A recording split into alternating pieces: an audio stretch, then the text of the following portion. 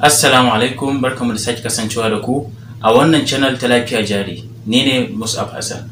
A bidiyon mu na yau za mu kawo muku bayani ne akan yadda za ku ba da agajin gaggawa ga wanda ya kone. Agajin gaggawa wani taimako ne da ake ba da shi a lokacin da aka samu hatsari. Hatsarin nan zai iya kasancewa ƙuna ce, a hatsarin mota ne, ko kuma gurɗewa ne ko targaɗe, karaya da dai sauransu.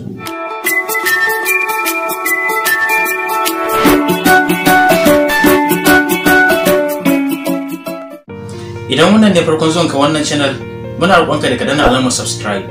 Sannan muna roƙonku da ku danna alamar like domin hakan yana ba mu ƙarfin gwiwa domin mu ci gaba da kawo muku bidiyoyi masu amfanar ku da amfanar lafiyar ku.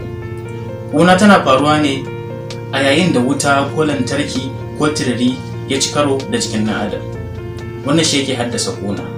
A cikin wannan bidiyon za mu yi muku bayani akan yadda za ku ba da agajin gaggawa idan kun samu ƙuna ko kuma ƙuna ta samu wani ɗan uwanku, idan ya kasance ƙunar ƙarama ce ko kuma babba. Yanda ake bada agajin gaggawa ga ƙaramar ƙuna shine kamar haka. Idan ƙuna ƙarama ce, za a iya bada agajin gaggawa ta waɗannan hanyoyi kamar haka. A saka ɓangaren da ya ƙunar a ruwa mai sanyi, ba ruwa mai sanyi san sosai ba, ba kuma ƙanƙara ba, kamar ruwan famfo. Idan misali a hannu ne, za a iya saka hannun a cikin ruwan famfo a yayin da ruwan yake zuba. A cire duk wani abu da kan iya matse bangaren, kamar irin su zobe ko agogo da sauransu, kafin gurin ya kumbura. Idan ƙunar ta kumbura ko ta tashi, kada a fasa wannan gurin, sannan a samu tsumma mai kyau a lullufe ƙunar. Idan ana jin zogi ko wani abu, za a iya shan magunguna masu rage zogi. Wannan shine yadda ake ba da agajin gaggawa idan mutum ya samu ƙaramar ƙuna.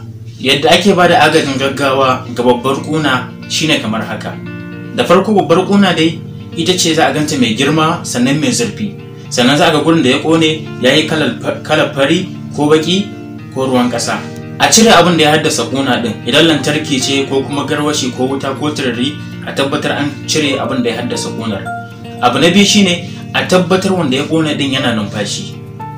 Idan baya numfashi, a fara yin dannan kirji domin dawo mishi da numfashinsa. A cire duk wani abu da kan iya matse jiki, irin su belt ko irin su necktie, agogo da sauransu. Sannan a nemi tsumma mai kyau a lullube gurin da ya kona din. Yana da kyau mutane su sani cewa babbar ƙuna ba a sa ta a cikin ruwa, kuma ba a sa mata ruwa.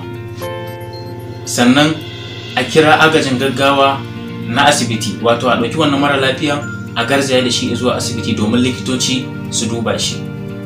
Bayan wannan, akwai abubuwan da ba a yi ga ƙuna, abubuwan da bai kamata a yi wa ƙuna ba, su ne kamar haka. Idan ƙuna ta tashi, ba a so a fasa gurin da ya tashi ɗin. Sannan kuma ba a so a saka wa ƙuna ƙanƙara. Mutanenmu da yawa sukan saka ƙanƙara a gurin da ya ƙone domin suna tunanin haka ne hanyar magance ta. Wannan ba daidai ba ne. Yin haka ɗin yakan iya kashe ƙwayoyin halitta da suke wannan gurin.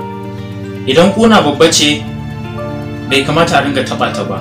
Ya kasance an bi wannan matakan da muka faɗa, an lullube ta, sannan an garzaya da wannan mara lafiyan zuwa asibiti. Ina fata kun ƙaru da wannan bidiyo. Kada ku manta danna alamar like da kuma yin sharing domin al'umma su amfana. Sai mun haɗu da ku a bidiyo na gaba.